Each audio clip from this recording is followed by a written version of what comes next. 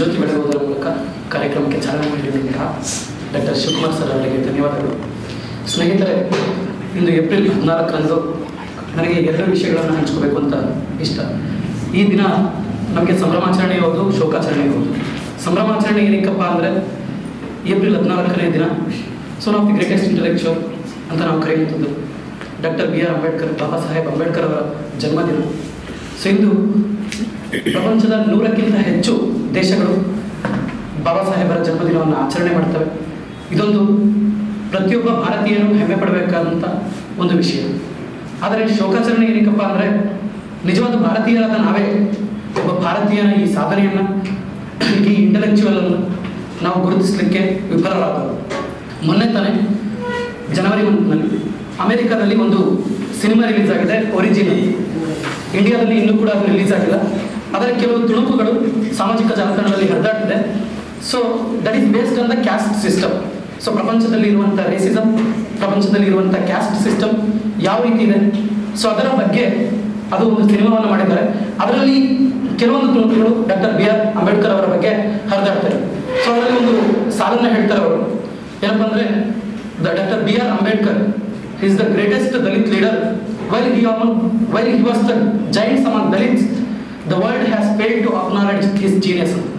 ಅಂದರೆ ಬಾಬಾ ಸಾಹೇಬ್ ಅಂಬೇಡ್ಕರ್ ಅವರು ಮಹಾನ್ ದಲಿತ ನಾಯಕರು, ಆದರೆ ಪ್ರಪಂಚ ಅವರ ವಿವೇಕವನ್ನು, ಅವರ ವಿಚಾರವನ್ನು ಗುರುತಿಸುವಲ್ಲಿ ವಿಫಲವಾಗಿದೆ. ಸೊ ಇಂಥ ಅದ್ಭುತವಾದ ಮಾತು. ಅಂದರೆ ಇಂಥ ಒಬ್ಬ ವ್ಯಕ್ತಿಯ ಬಗ್ಗೆ ಬೇರೆ ದೇಶಗಳಲ್ಲಿ ಸಿನಿಮಾವನ್ನು ಮಾಡ್ತಿದ್ದಾರೆ. ನಮ್ಮ ದೇಶದಲ್ಲಿ ಸಿನಿಮಾ ಮಾಡಿದ್ರೆ ಆ ದೇಶದ ಜೈ ಭೀಮ್ ಅಂತ ಇತ್ತೀಚೆಗೆ ಒಂದು ಸಿನಿಮಾ ಬಂತು. ಆ ದೇಶದ ಬದಲು ಯಾವುದೋ ಪುಷ್ಪ ಸಿನಿಮಾ, ಸೊ ಅಥವಾ ಯಾವುದೋ ಮತ್ತೊಂದು ಸಿನಿಮಾ, ಇಂಥ ಸಿನಿಮಾಗಳಿಗೆ ನ್ಯಾಷನಲ್ ಅವಾರ್ಡನ್ನು ಕೊಟ್ಟು ಸೊ ಜೈ ಭೀಮ್ ಅಂತ ಸಿನಿಮಾಗಳನ್ನು ಪ್ರಮೋಟ್ ಮಾಡ್ತಾರೆ. The government is promoting the cinemas like Kashmir files, Kerala story. ಇಂಥ ಸಿನಿಮಾಗಳಿಗೆ ಸಿಗ್ತಿರುವಂಥ ಪ್ರಮೋಷನ್, ಟ್ಯಾಕ್ಸ್ ಫ್ರೀ ಟಿಕೆಟ್ ಜೈ ಭೀಮ್ ಅಂತ ಸಿನಿಮಾಗಳಿಗೆ ಸಿಗ್ತಿದೆ. ಇದು ನಮ್ಮ ದೇಶದ ದುರಾದೃಷ್ಟ ಅಂತ ಹೇಳ್ಬೋದು. ಆ್ಯಂಡ್ ಆ ಸ್ಟೇಟ್ಮೆಂಟ್ ಬಗ್ಗೆ ನನಗೆ 2 ಸಮಸ್ಯೆಗಳು. While he was the giant among Dalits ಅಂತ ಹೇಳಿ. ನಾವು ಭಾರತೀಯರಲ್ಲಿ ಒಂದು ಅನಿಷ್ಟ ಪದ್ಧತಿ ಮುಂಚೆಯಿಂದ ನಡ್ಕೊಂಡು ಬಂದಿದೆ. ಏನಪ್ಪ ಅನಿಷ್ಟ ಪದ್ಧತಿ ಅಂದರೆ, ಯಾರಾದರೂ ಒಬ್ಬ ಮಹಾನಾಯಕ ಇರಲಿ, ಯಾರಾದರೂ ಒಬ್ಬ ಲೀಡರ್ ಇರಲಿ, ಅವ್ರನ್ನ ನಾವೇನು ಮಾಡ್ತಾ ಬರ್ತೀವಿ, ಒಂದು ಜಾತಿಗೆ ಸೀಮಿತ ಮಾಡ್ತಾ ಬರ್ತೇವೆ. ಸೊ ಅಂಬೇಡ್ಕರ್ ಬರೀ ದಲಿತ ನಾಯಕರ, ಅಂಬೇಡ್ಕರ್ ಸಂವಿಧಾನವನ್ನು ಬರೀ ದಲಿತರಿಗೋಸ್ಕರ ಬರಲ್ಲ. ಅಂಬೇಡ್ಕರ್ ಜೀವನ ಪೂರ್ತಿ ಹೋರಾಟ ಮಾಡಿದ್ದು ಬರೀ ಕೇವಲ ದಲಿತರಿಗೋಸ್ಕರ. ಸೊ ಅಂಬೇಡ್ಕರ್ ಅವರು ಒಬ್ಬ ಹಿರಿಯ ಮಾನವತಾವಾದಿ, ವಿಶ್ವ ಪ್ರಸಿದ್ಧ ಮಾನವತಾವಾದಿ. ಸೊ ನಿಮಗೆ ನಾನಕಚಂದ್ರ ರತ್ತು ಅವರ ಅಂಬೇಡ್ಕರ್ ಅವರ ಕೊನೆಯ ದಿನಗಳು ಅಂತ ಒಂದು ಪುಸ್ತಕ ಇದೆ. ಆ ಪುಸ್ತಕವನ್ನು ತೆಗೆದು ನೋಡಿದಾಗ ಆ ಪುಸ್ತಕದಲ್ಲಿ ಹಲವಾರು ಸಾರಿ ಅವರು ಮೆನ್ಷನ್ ಮಾಡ್ತಾರೆ, ನೆದರ್ಲ್ಯಾಂಡ್ಸ್ ಅಲ್ಲಿ ಯಾರೋ ಒಬ್ಬ ಶೋಷಿತ ಸಮುದಾಯ ಅಂಬೇಡ್ಕರ್ ಅವರ ವಿಚಾರವನ್ನು ಯುಟಿಲೈಸ್ ಮಾಡಿಕೊಂಡು ಯಾವ ರೀತಿಯಲ್ಲಿ ಹೋರಾಟ ಮಾಡಿ ಸಮಾನತೆಗೋಸ್ಕರ ಹೋರಾಟ ಮಾಡ್ತಾರೆ. ಸೌತ್ ಆಫ್ರಿಕಾದಲ್ಲಿ ಯಾವ ರೀತಿ ಅಂಬೇಡ್ಕರ್ ಅವರ ವಿಚಾರ ಸಮಾನತೆಗೋಸ್ಕರ ದಾರಿಯನ್ನು ಮಾಡಿಕೊಡ್ತಾರೆ. ಅದೇ ರೀತಿ ಆಫ್ರಿಕಾದ ಎಷ್ಟೋ ದೇಶಗಳು, ಸೌತ್ ಅಮೆರಿಕಾದ ಎಷ್ಟೋ ದೇಶಗಳು ಅಂಬೇಡ್ಕರ್ ಅವರ ವಿಚಾರವನ್ನು ಯುಟಿಲೈಸ್ ಮಾಡಿಕೊಂಡು, ಅಂಬೇಡ್ಕರ್ ಅವರ ವಿಚಾರ ವಿವೇಕವನ್ನು ಬಳಸಿಕೊಂಡು ಆ ದೇಶದಲ್ಲಿ ಸಮಾನತೆಗೋಸ್ಕರ ಹೋರಾಟ ಮಾಡಿದ್ರು. ಆದರೆ ನಮ್ಮ ದೇಶದಲ್ಲಿ ಅಂಬೇಡ್ಕರ್ ಅವರ ವಿಚಾರಕ್ಕೆ ಏನಕ್ಕೆ ಆ ಶೋಕಾಚರಣೆ ಏನಪ್ಪ ಅಂದರೆ, ಪ್ರತಿದಿನ ನಾವು ಒಂದು ದಿನ ಏನೋ ಏಪ್ರಿಲ್ 14ರಂದು ಸೊ ಜೈ ಭೀಮ್ ದಿನಾಚರಣೆ, ಅಂಬೇಡ್ಕರ್ ದಿನಾಚರಣೆ, ಅಂಬೇಡ್ಕರ್ ಅವರ ಜಯಂತಿ ಅಂತ ಆಚರಿಸ್ತಾ ಬರ್ತಾ ಇದ್ದೀವಿ ಹೊರತು ಇನ್ನು ಉಳಿದ 364 ದಿನ ಅವರ ವಿಚಾರಗಳು ಒಂದಲ್ಲ ಒಂದು ರೀತಿ ಕೊರೆ ಆಗ್ತಾನೆ ಇದೆ. ಸೊ ಎಲ್ಲರೂ ಒಂದು ಕಡೆ ಸೋಲು ಆಗ್ತಾನೆ ಇದೆ. ಸೊ ಅಂಥ ವ್ಯಕ್ತಿಗೆ ಒಂದಲ್ಲ ಒಂದು ಕಡೆ ಅವಮಾನ ನಡೀತಾನೆ ಇದೆ. ಮತ್ತೆ ಆ ವ್ಯಕ್ತಿ ಜೀವನ ಪೂರ್ತಿ ಹೋರಾಟ ಮಾಡಿದಂಥ ಜಾತಿಯ ನಿರ್ಮೂಲನೆ ಇನ್ನೂ ಕೂಡ ಆಗಿದೆ. ಈಗ ಮೊನ್ನೆ ನಮಗೆ RCBಯಲ್ಲಿ ಒಂದು ಕಪ್ ಅಂತ ladies cup, so women's team. So ಆ ಕಪ್ಪಲ್ಲಿ ಕೂಡ ಗೆದ್ದಂಥ ಒಂದು ಹುಡುಗಿ ಶ್ರೇಯಾ ಪಟೇಲನ್ನ, ಇವಳು ನಮ್ಮ ಜಾತಿ, ಈಕೆ ನಮ್ಮ ಜಾತಿ. ಸೊ ಈ ರೀತಿ ಮನಸ್ಥಿತಿ ನಮ್ಮಲ್ಲಿ ಎಲ್ಲಿವರೆಗೂ ಇರುತ್ತೆ. ಈಗ ಕೆಲವೊಂದು ಆಚರಣೆಗಳನ್ನ ನೋಡಿದ್ರೆ, ಈಗ ಕನಕದಾಸರ ಜಯಂತಿ ಬಂದರೆ ಬರೀ ಕುರುಬರೇ ಆಚರಣೆ ಮಾಡಬೇಕು, ಕೆಂಪೇಗೌಡರ ಜಯಂತಿ ಬಂದರೆ ಬರೀ ಗೌಡರೇ ಆಚರಣೆ ಮಾಡಬೇಕು. ಸೊ ಅಂಬೇಡ್ಕರ್ ಅವರ ಜಯಂತಿ ಬಂದರೆ ಬರೀ ದಲಿತರ ಆಚರಣೆ ಮಾಡಬೇಕು. ಸೊ ಅಂಬೇಡ್ಕರ್ ಅವರ ಸ್ಟ್ಯಾಚ್ಯೂ ಬರೀ ದಲಿತರ ಹತ್ರನೇ ಇರಬೇಕು. ಅಂಬೇಡ್ಕರ್ ಅವರ ಫೋಟೋ ಬರೀ ದಲಿತರ ಮನೆಯಲ್ಲೇ ಇರಬೇಕು. ಏನಕ್ಕಿಂತ ಅನಿಷ್ಟ ಪದ್ಧತಿ ಇನ್ನೂ ನಮ್ಮ ದೇಶದಲ್ಲಿ ಇದೆ? ಸೊ ಏನಕ್ಕಿನ್ನೂ ನಮ್ಮ ದೇಶದಲ್ಲಿ ಅಂತ ಅನಿಷ್ಟ ಪದ್ಧತಿ ಇದೆ?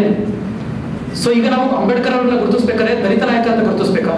ಪ್ರಪಂಚದ ಪ್ರತಿಯೊಬ್ಬ ನೊಂದವರ, ಬಡವರ, ವಿದ್ಯಾವಂತರ, ಶೋಷಿತರ ನಿಮ್ಮೆಲ್ಲರ ನಾಯಕ doctor BR Ambedkar, Baba Saheb.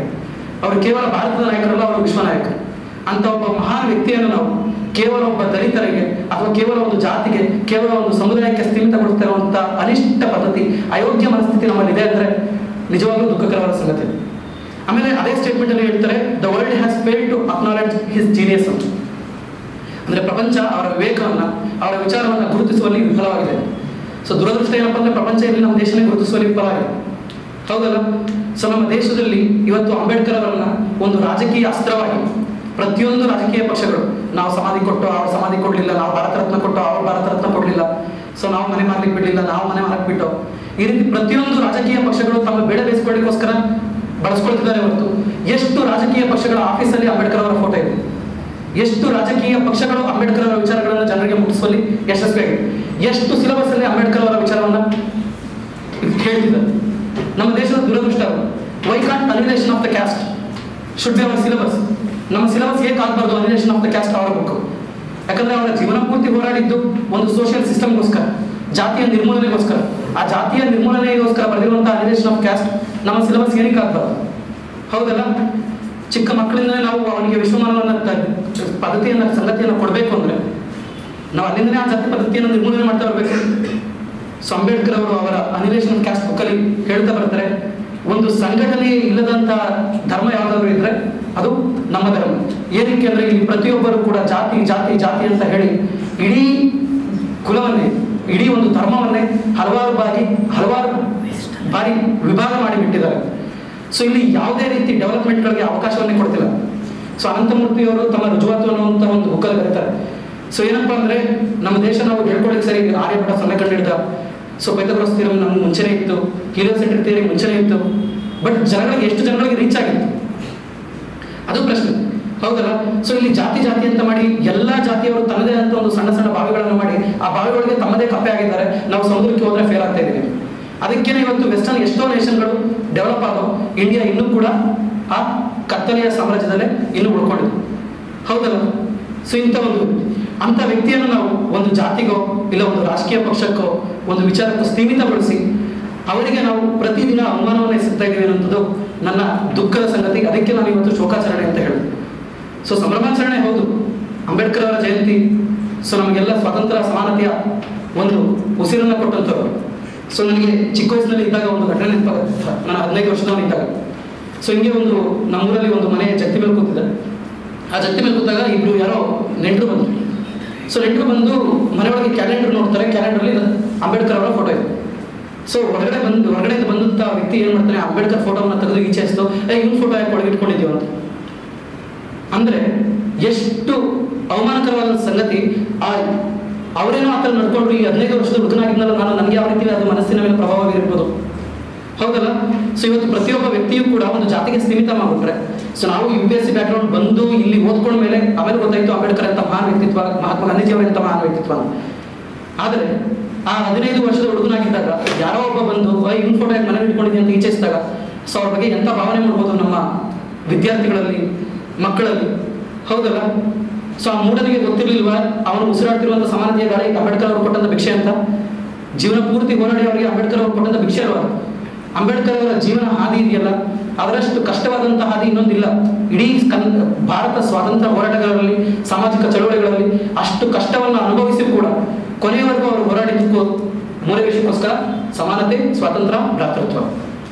So ಈ 3 ವಿಷಯಗಳಿಗೋಸ್ಕರ ಹಲವಾರು ರೀತಿ ಹೋರಾಟ ಮಾಡಿದಂತಹ ವ್ಯಕ್ತಿಯನ್ನ ಇವತ್ತು ನಾವೇನ್ ಮಾಡಿದೀವಿ ಅಂದ್ರೆ, ಸೊ ಯಾವುದೋ ಒಂದು ಜಾತಿಗೋ ಯಾವುದೋ ಒಂದು ಸಮುದಾಯಕ್ಕೋ ಒಂದು ಸಣ್ಣ ಜಾಗಕ್ಕೆ ಸೀಮಿತಗೊಳಿಸಿ ಆ ಇಂಟೆಲೆಕ್ಚುಯಲ್ ಕೆಪಾಸಿಟಿ ಇರುವಂತಹ ಒಬ್ಬ ವ್ಯಕ್ತಿಯ ಇಂಟೆಲೆಕ್ಚುಯಲ್ ಅನ್ನ ಯುಟಿಲೈಸ್ ಮಾಡ್ಕೊಳ್ಳೋದ್ರಲ್ಲಿ we are failed. India as a nation failed to utilize doctor BR Ambedkar's ideas. ಹೌದಲ್ಲ? ಸೊ ಎಂತ ಇದಾಗಿದೆ. ಅದೇ ರೀತಿ ಏನಾಗ್ತಾ ಬರುತ್ತೆ ಅಂದ್ರೆ, ಈ ಅಂಬೇಡ್ಕರ್ ಅವರ ವಿಚಾರಗಳನ್ನ ಯಾವ್ದಾದ್ರು ಈಗ ಪ್ರತಿಯೊಂದು ರಾಜಕೀಯ ಪಕ್ಷಗಳು ಏನ್ ಮಾಡ್ತಾ ಬರ್ತಿದ್ದಾರೆ, ಸೊ ನಾವು ಅಂಬೇಡ್ಕರ್ ವಿಚಾರಗಳನ್ನು ನಾವು ಫಾಲೋ ಮಾಡ್ತಾ ಬರ್ತಾ ಇದೀವಿ, ನಾವು ಅಂಬೇಡ್ಕರ್ ಇದ್ದೀವಿ ಅಂತ ಹೇಳಿ ಯಾರು ಕೂಡ ಅಂಬೇಡ್ಕರ್ ವಿಚಾರವನ್ನು ಫಾಲೋ ಮಾಡ್ತಾನೆ ಇಲ್ಲ. ಜನಗಳಿಗೆ ನಿಜವಾದ ಅಂಬೇಡ್ಕರ್ ಅವರ ತತ್ವಗಳೇನು, ಸಮಾನತೆ ಅಂದ್ರೆ ಏನು, ಸ್ವಾತಂತ್ರ್ಯ ಅಂದ್ರೆ ಏನು, ಶೈಕ್ಷಣಿಕಕ್ಕೋಸ್ಕರ ಅವರು ಕೊಟ್ಟಂತ ಕೊಡುಗೆ ಏನು, ಅದನ್ನ ರೀಚ್ ಮಾಡಿಸೋದ್ರಲ್ಲಿ the government and the political parties fail. ಏನಕ್ಕೆ ಅಂದ್ರೆ ಅವರ ಕಂಪ್ಲೀಟ್ ಬಂಡವಾಳ ಎಲ್ಲ ಬಯಲಾಗೋಗುತ್ತಲ್ಲ, ಅವರ ತತ್ವಗಳನ್ನ ನೆಲಸ ಆಗೋಗುತ್ತಲ್ಲ. ಏನಕ್ಕೆ ಅಂದ್ರೆ ಅಂಬೇಡ್ಕರ್ ಅವರ ನಿಜವಾದ ತತ್ವಗಳನ್ನ ಹೇಳಿದ್ರೆ ಯಾವ್ದಾದ್ರು ರಾಜಕೀಯ ಪಕ್ಷಗಳಾದ್ರೂ ಈಗಿರುವಂತಹ ರಾಜಕೀಯ ಪಕ್ಷಗಳು ಯಾವುದು ಪವರ್ ಬರ್ಲಿಕ್ಕೆ ಸಾಧ್ಯ ಇಲ್ಲ. ಏನಕ್ಕಂದ್ರೆ ಪ್ರತಿಯೊಂದು ಪಕ್ಷಗಳು ಕೂಡ ಗಾಂಧಿ ಮತ್ತು ಅಂಬೇಡ್ಕರ್ನ ಒಂದು ಸಾಧನವಾಗಿ ಯೂಸ್ ಮಾಡಿಕೊಂಡು ಅಧಿಕಾರಕ್ಕಾಗಿ ಬಳಸ್ಕೊಳ್ತಿದ್ದಾರೆ ಹೊರತು ಅವರ ನಿಜವಾದ ತತ್ವಗಳನ್ನ ಜನಗಳಿಗೆ ಮುಟ್ಟಿಸ್ತಾರೆ. ಸೊ ಜನಗಳಿಗೆ ಇದೊಂದು ಇಂಟೆಲೆಕ್ಚುಯಲ್ ಮೋಸವನ್ನು ಮಾಡ್ತಿದ್ದಾರೆ, ಇಂಟೆಲೆಕ್ಚುಯಲ್ ಅನಾರ್ಕಿಯನ್ನು ಸೃಷ್ಟಿ ಮಾಡ್ತಾ ಬರ್ತಿದ್ದಾರೆ ನಮಗೆ ಈ ಯಾರು ದೀಸ್ ಪೀಪಲ್ಸ್ ಪೊಲಿಟಿಕಲ್ ಪಾರ್ಟೀಸ್. ಅದೇ ರೀತಿ ಯಾವುದೇ ಸಿನಿಮಾಗಳನ್ನು ನೋಡಿ, ಯಾವುದೇ ಪುಸ್ತಕಗಳನ್ನು ನೋಡಿ ಅಂಬೇಡ್ಕರ್ ಅವರ ಬಗ್ಗೆ ಹೆಚ್ಚಾಗಿ ಪುಸ್ತಕಗಳು ಬರ್ತಿಲ್ಲ, ಸಿನಿಮಾಗಳು ಬರ್ತಿಲ್ಲ.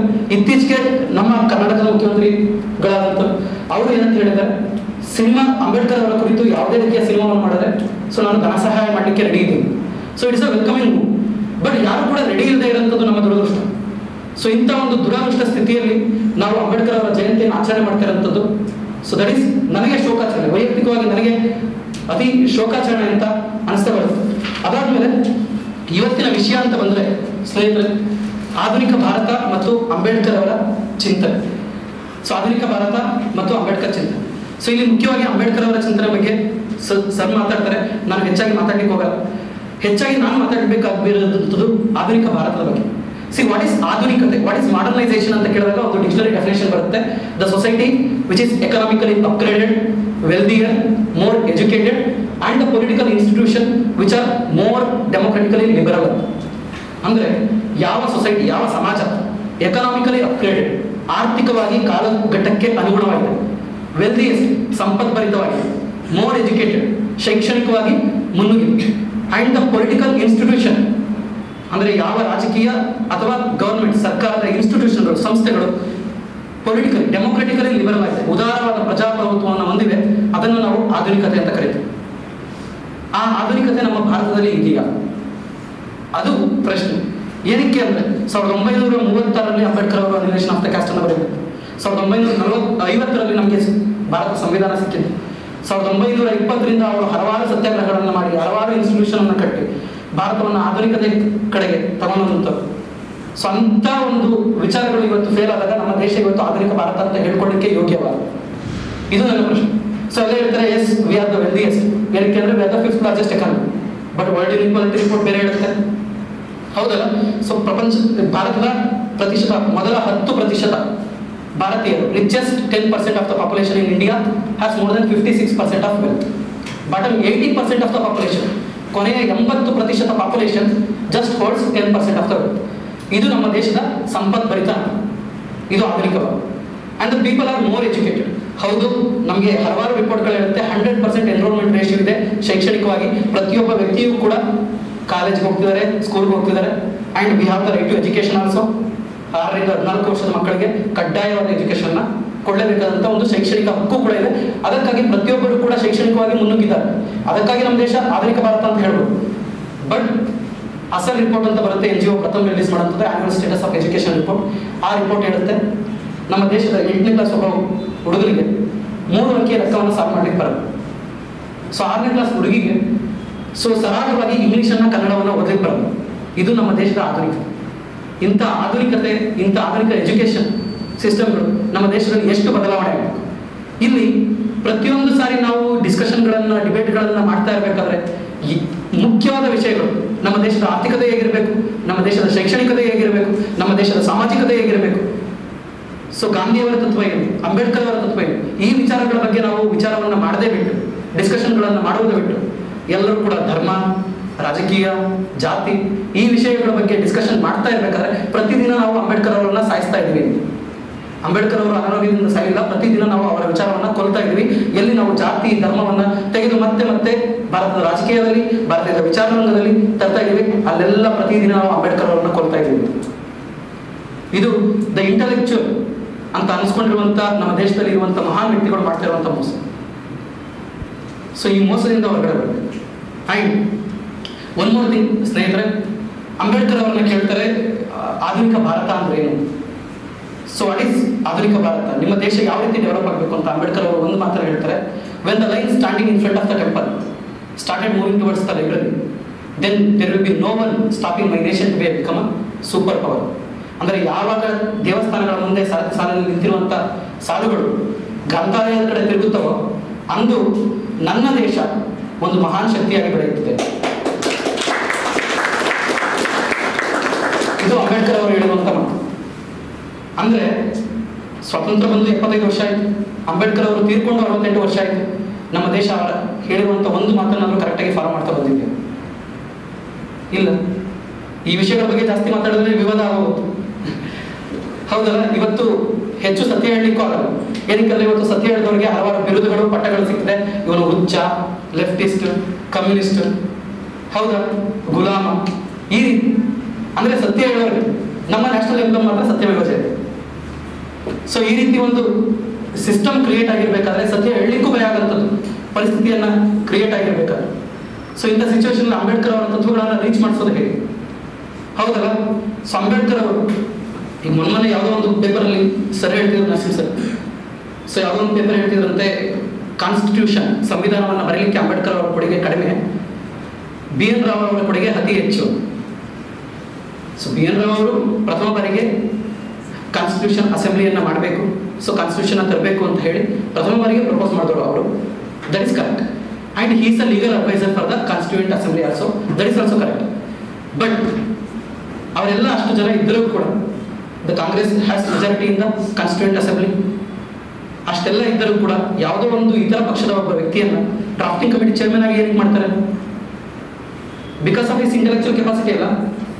ಸೊ ಮೊನ್ನೆ ಒಂದು ಆರ್ಟಿಕಲ್ ಬಂತು, ಆ ಆರ್ಟಿಕಲ್ ಅಲ್ಲಿ ಏನಕ್ಕೆ ಅಂಬೇಡ್ಕರ್ ಅವರನ್ನ, ಬಾಬಾ ಸಾಹೇಬರನ್ನ ಡ್ರಾಫ್ಟಿಂಗ್ ಕಮಿಟಿಯಾಗಿ ಚೇರ್ಮನ್ ಆಗಿ ನೇಮಕ ಮಾಡಿಕೊಂಡು.